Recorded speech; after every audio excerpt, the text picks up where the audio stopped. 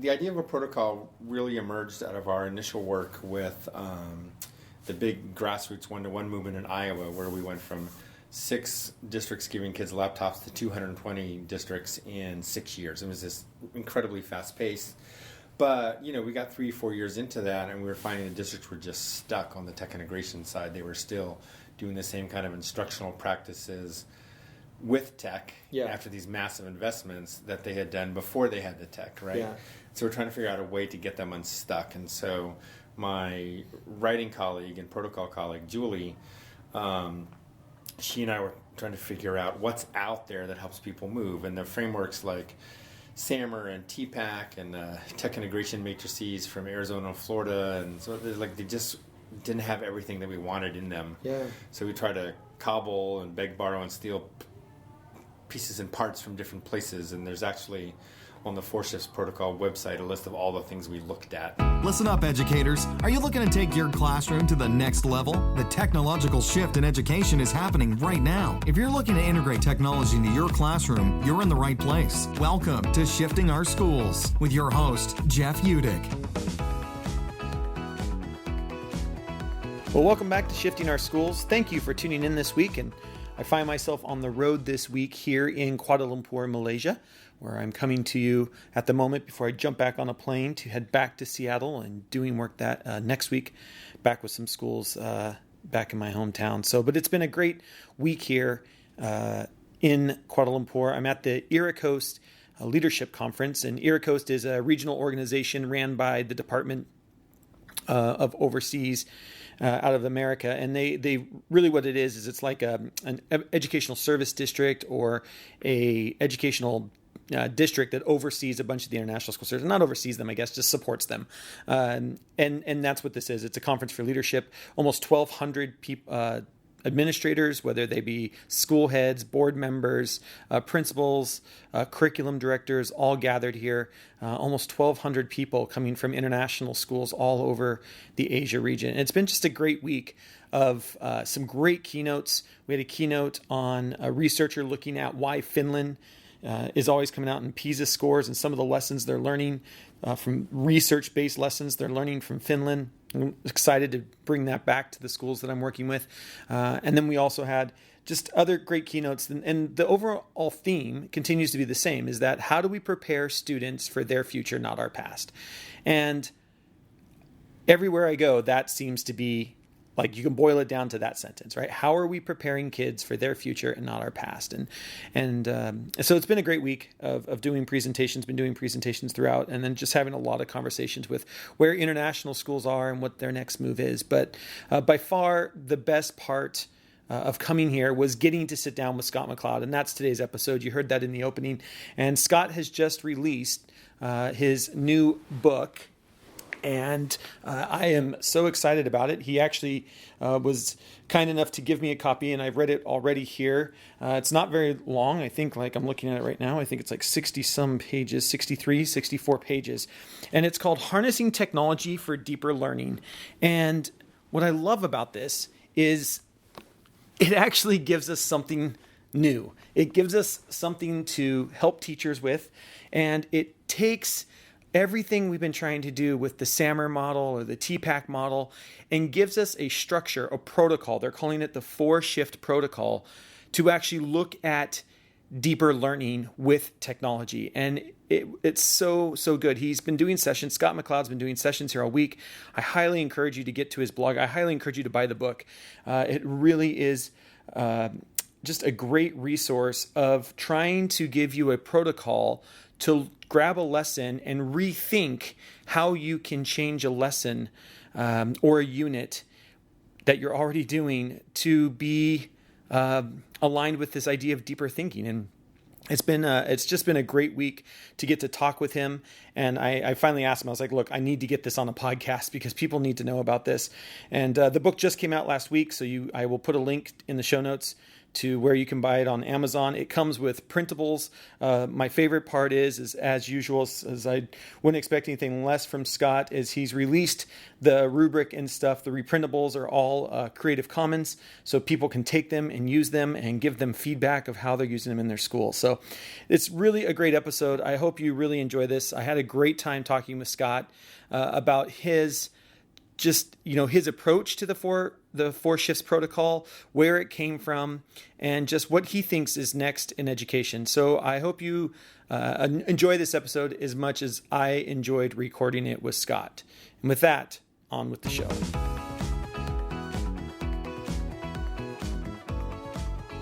But I love that you take all these systems that we've used forever that are integration models.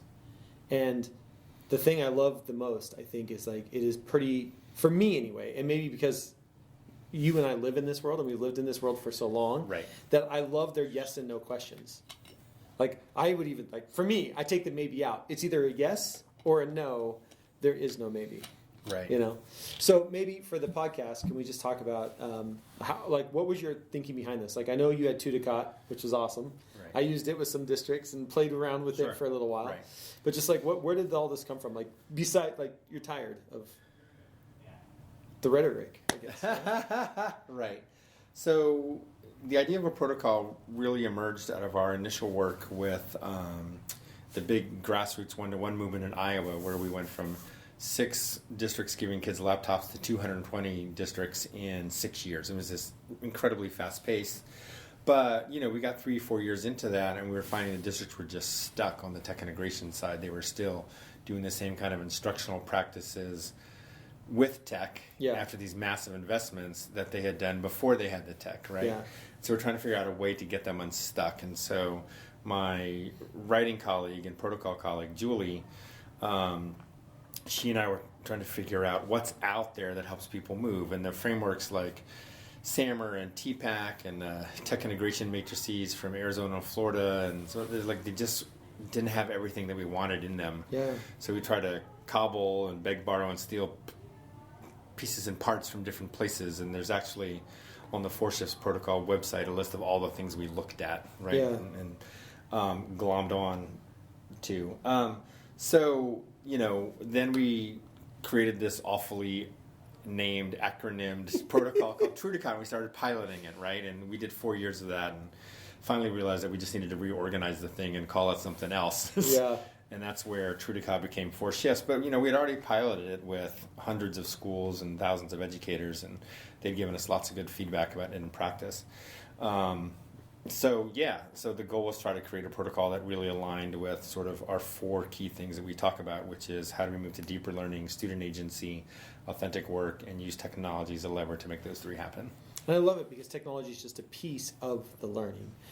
Talk a little bit, like one of the things I loved, and it has me thinking about after reading the book, is you even in the book and then even in today's session, you were like, only grab 1 or 2 at a time. Like take 1 or 2 at a time. Do you think will we ever be a place where we can use all 4 of those?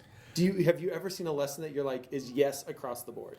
I think there's so much in the protocol, right? There's so many different things to think about and so many just sort of different dimensions.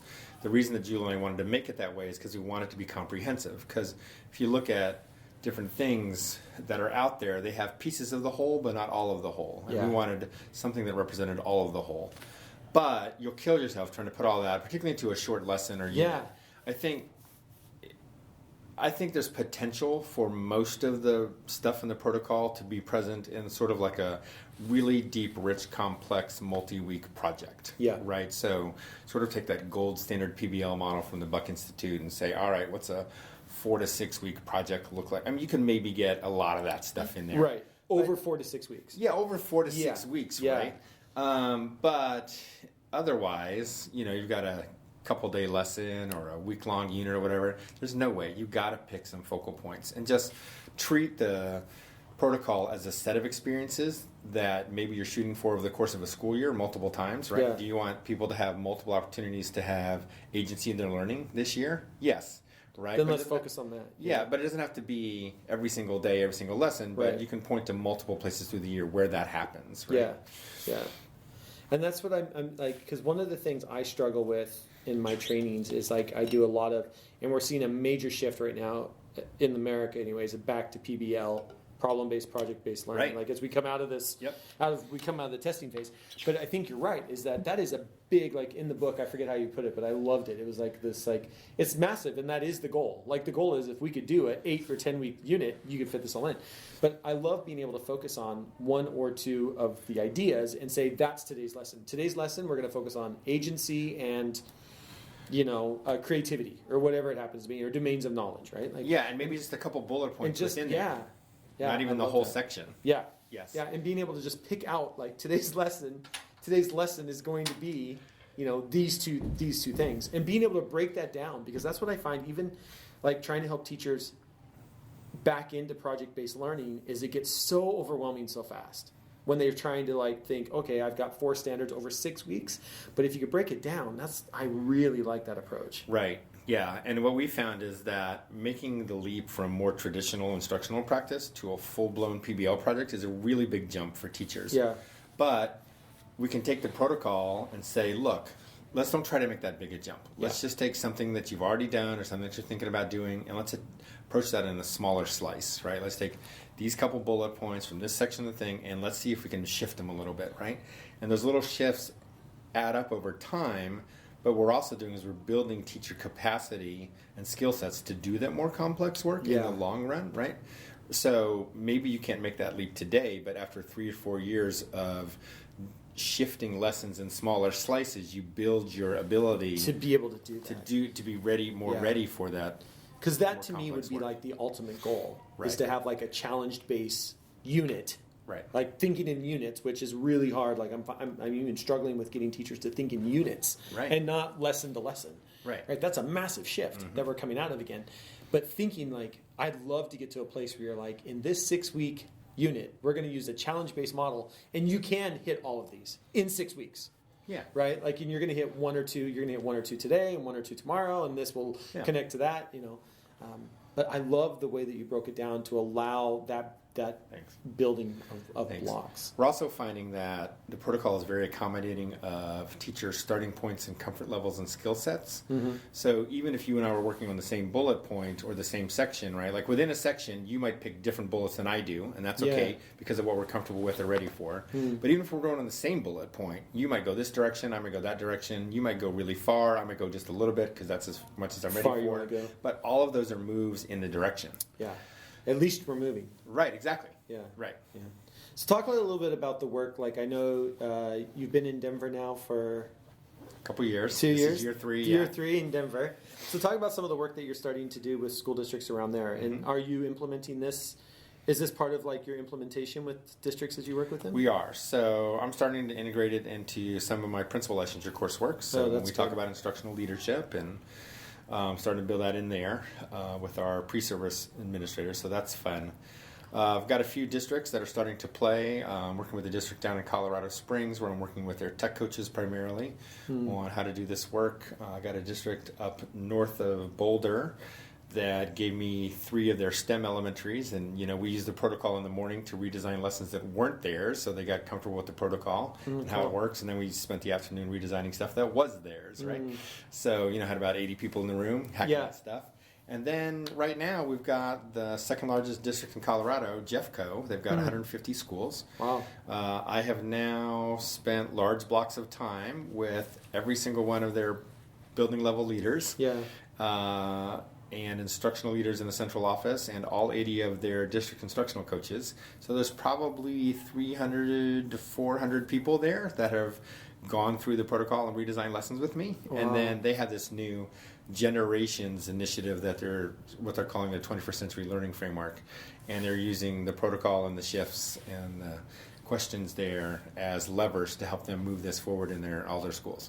Are you finding that your way into district is through coaches? Like tech coaches? Can be, or it could be through principals. Through it can principals? be through, like what are chief most academic districts? Are officer. most districts going the coaching route, or are you finding districts willing to jump in at an admin level? It really just depends on the Depend on the individual district. district, right, and what their context is. And Yeah, where they're willing Yeah. to go. Yeah, actually, most folks in Colorado don't know me very well yet because Yeah. I'm new. How do people don't know you? That's shocking. Well, Like even today, you were saying, like I started blogging in 2005, and I'm just like, Yeah. do you realize there was like 8 of us in I know. 2005? Right, I know. Right. Well, actually, it was 6, not 5. But yeah, like you and I are blogging grandfathers. Yeah, right? exactly. I don't feel that old. But we've been around a long time. I in the know, it's blogosphere. crazy. Right, but if you're a principal and you don't read blogs, Yeah, I you mean, weren't in it's it. the same story as always, right? Yeah. You're still not in social media right now. It's 2018, and you don't know who those people are and whatever. I Yeah. mean, why would you know me? Yeah, Right? yeah. But especially in a leadership realm, like I just Right. see you as such a leader especially around leadership and all the work you've been Thanks. doing with Castle through the years. And Well, I mean, we're trying. yeah, that's great. Cool. All right. Anything else? I don't know. The book. Let's talk about the book. So it came out last week. Yes, Harnessing Technology for Deeper Learning. It's been out about a week and a half, 2 weeks. It's on Amazon. It is, yes, which is great. I just ordered copies for a school district that I'm working with. Thank you, I was Jeff. like, yes, I was like, Right. Yeah, I was like, this is perfect. This is exactly. I've been working with this district for 4 years, and we've been taking cohorts of 15 at a time. Mm-hmm. So we get 15 teachers, and we started with, they called them connected classroom teachers. We're the first 15, and they were. The thing I loved, the district didn't go off of what was their tech readiness. It went off mindset. Mm-hmm. And so we started with those 15 the year before they went 1-to-1. Perfect. And then after that, then it starts to infuse. Not a very big district, so a district of, I think they're about 8,000 kids. Okay. So it's, as far as districts go, not really big. But able to move through all of there within 4 years now. We've gone through every teacher in the middle school, high school. And now they're doing a whole, these teachers will be taking an online course with me, because they were like, what's the next step? I was like, well, the next step is I can't come in for 6 hours at a time. Right, sure, right. It's got to be this, Yeah. I want them to have blogs. They need to know what RSS readers are. Right. We've got to do this right, Right. and that's where we're at. And that's where I think this is going to be a great next step. Because the idea around deeper learning, I struggle. I will admit, I struggle with the term deeper learning. Mm-hmm. And is it because, for me, it's just like, duh? I don't know. Is it like, I'm just thinking I think of project-based learning. I think of inquiry-based learning. I think that we've been talking about this stuff for, maybe this is part of it, right? We've been talking about this stuff for a really long time. And all of a sudden we've rebranded it as deeper learning. And everybody's like, oh my gosh, we got a deeper learning. And I'm just like, I don't see a difference. Right. Well, so one of the things we know is that networked communities accelerate innovation and learning faster, right? Right. Than non-networked communities, because we're throwing around ideas and resources with each other, and it allows all of us to move at a quicker pace. So, those of us who have been blogging and interacting with each other in social media spaces for the last decade, right? Yeah. Like our pace of innovation and learning constantly moves ahead of our colleagues around us who aren't in those spaces. So, ideas that seem old hat to us because we've been talking about them for 3, 5, 10 years, Yeah. right, are still starting to emerge in the other spaces and bubble up in ways because they haven't had access to that constant flow of resources and ideas like we have. Yeah. Thank you So- for explaining that, because sometimes I get really frustrated. Sure, 'cause right. I'm just like, we're still having this same conversation, because we were having this conversation 5 years ago on the blogs. Oh yeah, absolutely. You know what yeah. I mean? And it just easily becomes 5 years ago. Yeah. That's right. Yeah, but we push each other forward. Yeah. Right, and we all have large networks, which means that we have resources coming into us that we then share with each other. Blah blah blah. So Yeah. this virtuous circle, right? Yeah. That keeps us cycling ahead. Circling back to the book, because you asked me about the book. Yeah. So as now you've read it, so So the book is really set up. The beginning part talks about why do we even care about deeper learning and student agency and authentic work, and technology as a lever. Talks about the current tools we have and why they don't seem to be working very well for us. I love that part. Okay. That was maybe my favorite part Well, of the book. thank you, because our editors of Solution Tree asked us to whittle that down because they thought that was the part that was too academic-y and not practical enough. And I said we have to have some context here. Yeah, and you need to know the history. Right. Right, we need That's to what know we the- thought. Yeah, So we try to keep it yeah. short, but Look, we're doing something new because it doesn't exist. Here's everything that existed. This isn't it. That's Right, the part I love. We're still struggling to make that work. Yeah, Yeah, right, I right. love that part. So then we introduced the protocol. We've got 8 examples of lesson design or redesign in different grade levels and subject areas, just so people can sort of see how Julie and I approach, Yeah. redoing a lesson or unit with the protocol. And then the last chapter is really around tips and strategies and techniques and suggestions and recommendations. Yeah, and I think that for a teacher, Like if a teacher picks up this book, the thing I think that I appreciated, and I think that I could see teachers appreciated, is it's like, here's the protocol, and now let's give you an example at an elementary and senior school or middle school, high school, and be like, well, here's the idea, and I love, like you even went through, like, here's the standard. Let's start with the standard. Here's what this would look like. Or here's a lesson you're already doing. Here's what this would look like. Right. Here's how to tweak it a little bit and make it stronger. To make it stronger. And I think that is, teachers, we all need that concrete example. Right, exactly. And Julie and I have really struggled to find books that really go in depth on rich instructional redesign and have examples in them. Yeah.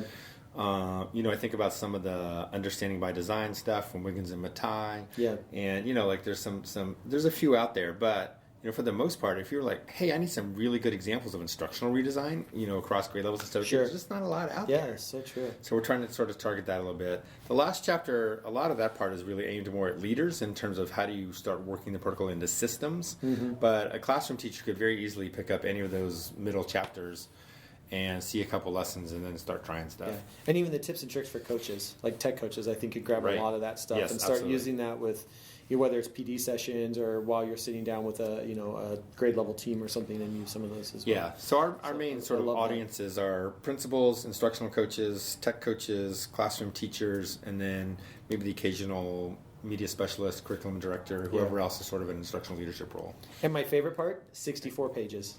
Yeah, right? I know. That was the goal. It was so fantastic. Get out, yeah. It was like, I'm just like, you handed me the book, and I'm like, really? And I was just like, this is perfect. Right. This is perfect. Thanks.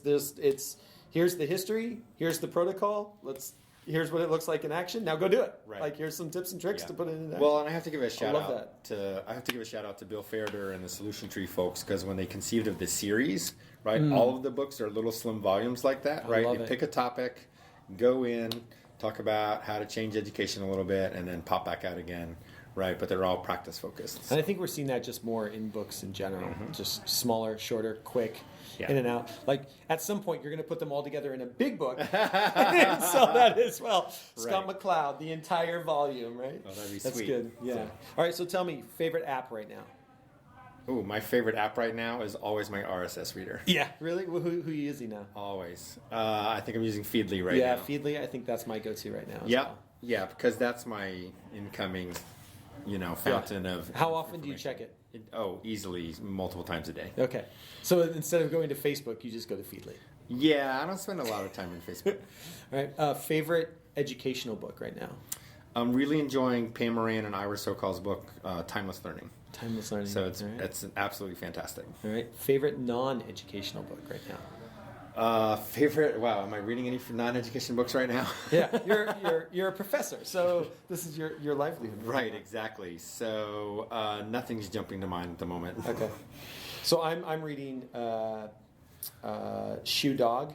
Okay. It's the Phil Knight story from Nike. If you ever want to, if it's a very interesting book.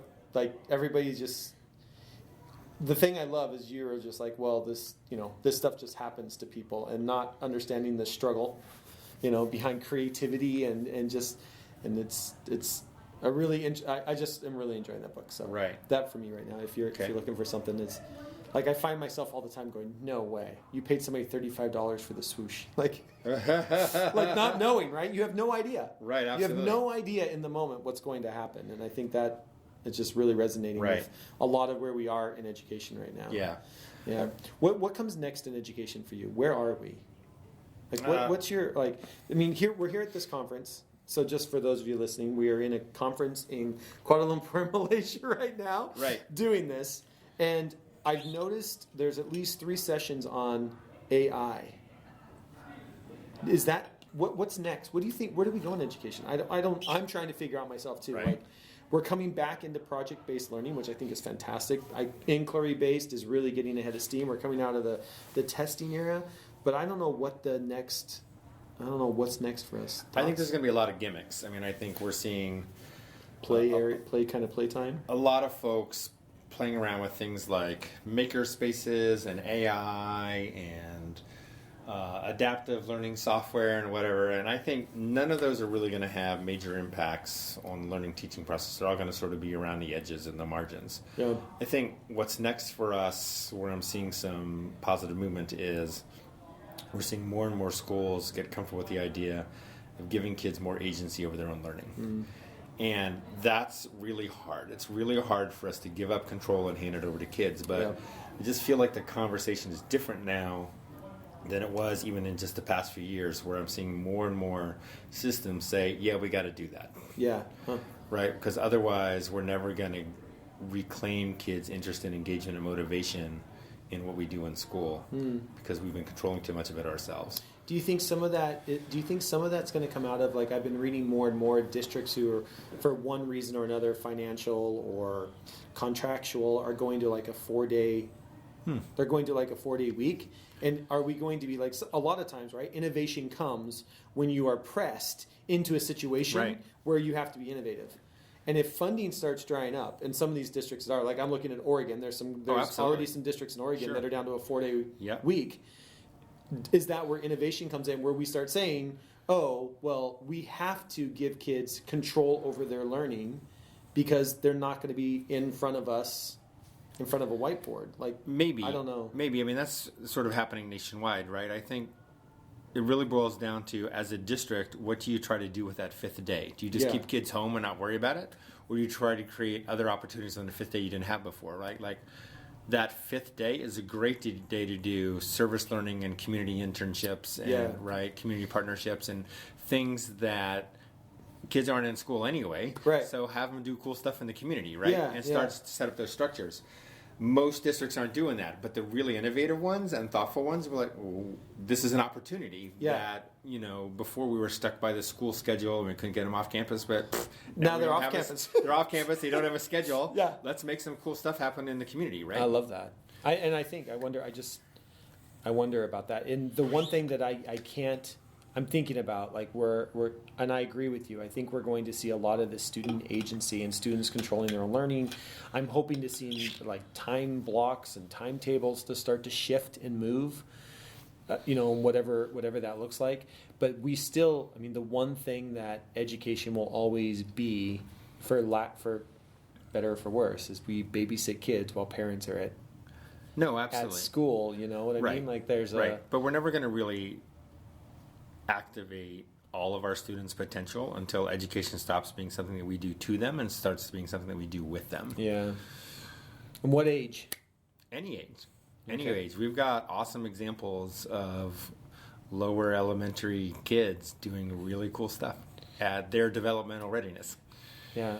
And when do we still teach them to read, Scott? Because reading is... Right. It's all part of the work, right? Yeah. So, we had a great conversation on yesterday's pre-conference session that I did, where we had this long conversation about, also, what's the point of teaching kids to read or do math if they hate to read or do math? Yeah. Right? Like, congratulations, you learned to read, you hate it, and you never want to do it. Like, we missed something there, right? Right, And so, there's lots of ways to teach reading, there's lots of ways to learn reading, and we know what some best practices are, but we don't have to do that at the cost of extinguishing your love of reading. Yeah. Right, and if we read in authentic ways around books that we're interested in, and we give you choice and voice about what you read, and we act as facilitators and guides rather than, controllers of everything you do, well, guess what? You're probably more likely to read. So where does testing fit in this? Like, and I'll say, we're here with these high-powered international schools. Absolutely. Where the IB test or the SAT is the end of the line. And they will, and this is me, because I've been out here for a long time, they will hide behind that. Sure. They will sit on that and say, we would love to do everything you're talking about, but at the end of the day, our kids have to pass the test. Right. So a couple thoughts on that. One is the Hewlett Foundation has been researching these deeper learning schools, right? Places that really dive deep on project and inquiry-based learning, for example, and make that the major core of what they do. So places like High Tech High, the New Tech Network, Big Picture Learning, all those schools, right? Yeah. And they've been researching across networks. And what they're finding is that they cover less content, but their students generally do better on those standardized tests of content than more traditional schools.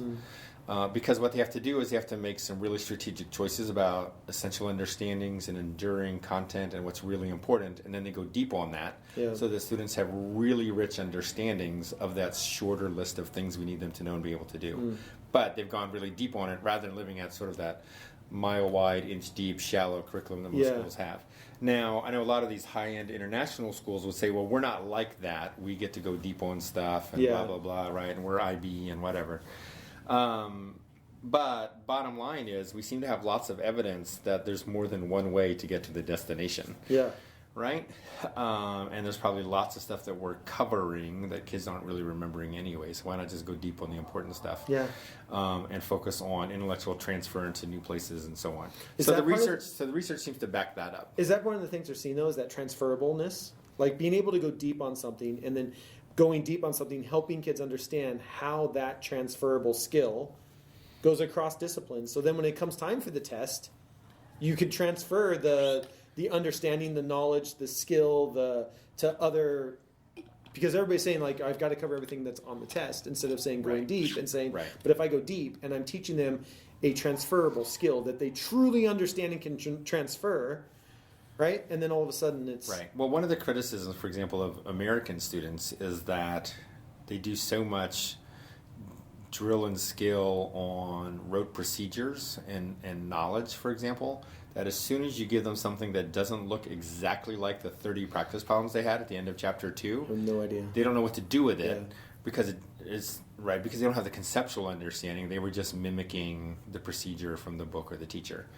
Whereas in a country, say like Japan, I think they do a better job of focusing on, their textbooks are thinner, they're focused on more the conceptual acquisition and so on. And then when they see a problem or a scenario or whatever that's a little unfamiliar, they're able to carry that conceptual understanding into that and do better. So the question for, these international schools would be is where do you fall along that continuum in terms of students having, are they just merely mimicking stuff, or do they have that deep, rich conceptual knowledge that really allows them to transfer? Yeah, I like that. I think that's a major question for every school.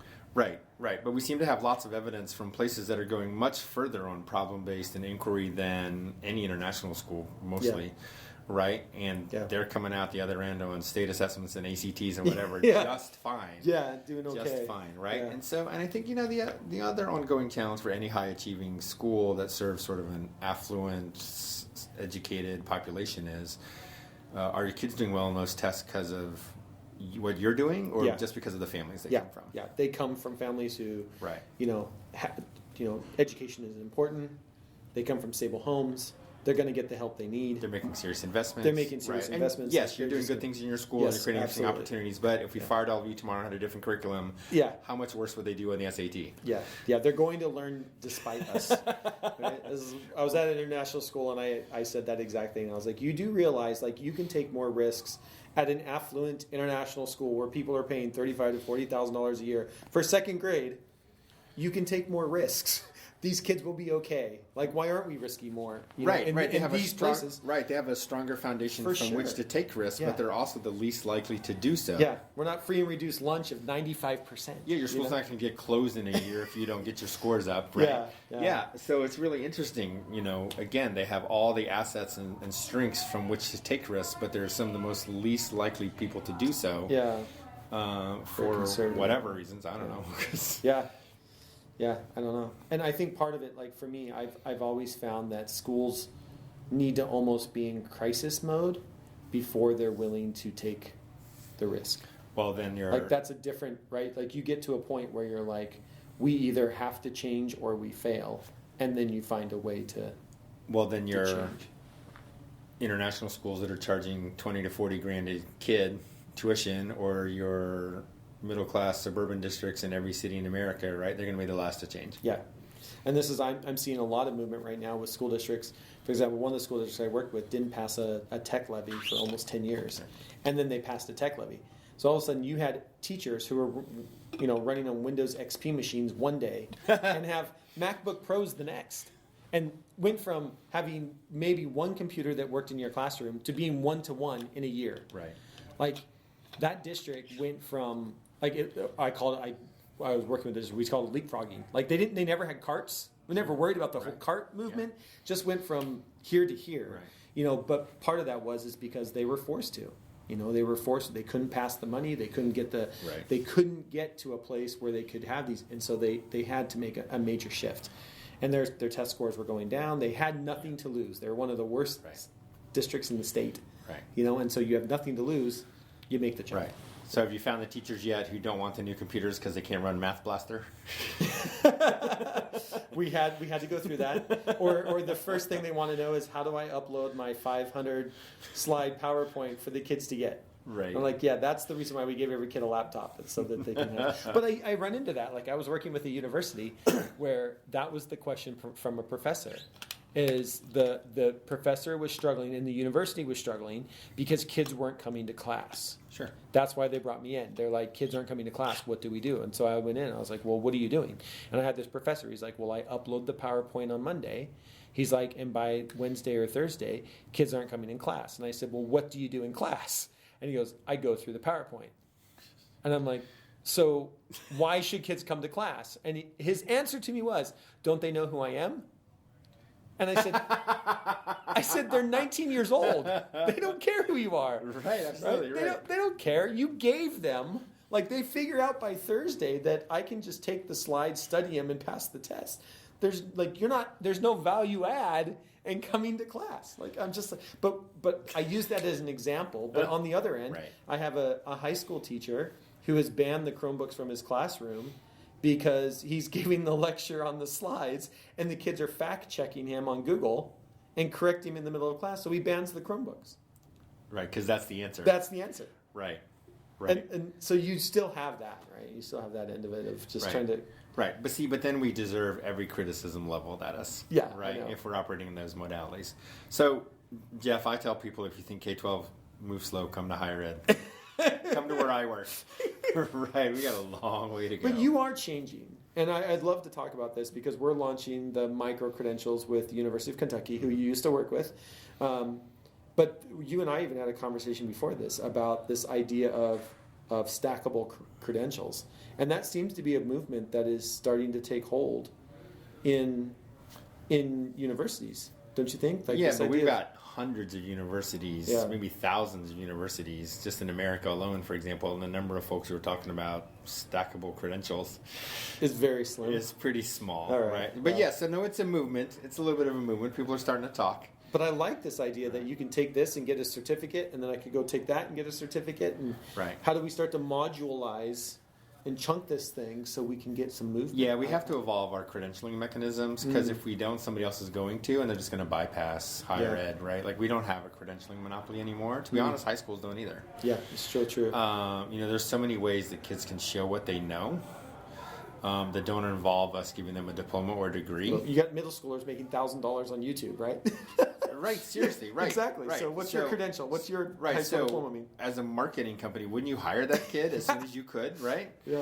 So that's like in my session today on social media. I was like, go find the kid in your school. You have a student in your school who is making money on YouTube. You just haven't thought that why aren't they making videos for us? Yeah. No, I was working with a school in North Carolina, and I asked gave me all their high school students for a little while, and I asked their students to text me interesting things they were doing at home with technology. Yeah.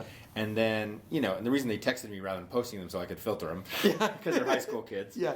But then, I was reading aloud, and it was like, I started my own charity, I'm doing this other thing, right? I have my own business. And I was reading those out loud, and the teachers and, ministers had no idea any of this stuff was happening. Yeah. Yeah, we don't tap, and I mean, that comes full circle to our conversation, but we just don't tap into them enough. We don't know what's the stuff that we have sitting. I met a high school kid that he actually, nobody in the high school knew. He has a drone review YouTube channel. Oh, nice. To the point where, drone companies send him drones to review because he's the drone review guy.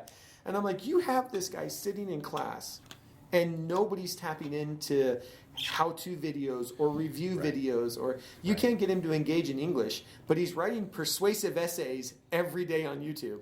You just don't see it that way, right? Yeah, we're too siloed. I go into, these schools proudly march me down the hall to their awesome graphic design lab where kids are learning how to make this, that, or the other. And I talked with these kids, and they're doing really cool work down there, right? And then you ask them, so how often do you get to use these skills in science or social studies? Never. Yeah. Right? Yeah. You know, like they build these skill sets in other places, sometimes even within the school. Right. And they just don't get to use them in other places. Yeah, so true. Cool. Well, thank you. I've taken your time enough. Great to see you too. This is super fun. Appreciate it. It's always good to catch up with somebody that I've been on the interwebs with forever. I know, we go way back. I know, it's crazy. So I've got the gray hair to show it. I appreciate you taking the time. Thanks so much for listening to this episode of Shifting Our Schools with your host, Jeff Udick. For more great content and to stay up to date, visit sospodcast.org, facebook.com/Jeff Udick, and on Twitter @JUdick. If you enjoyed today's episode, please leave a review and subscribe, and we'll catch you next time on Shifting Our Schools.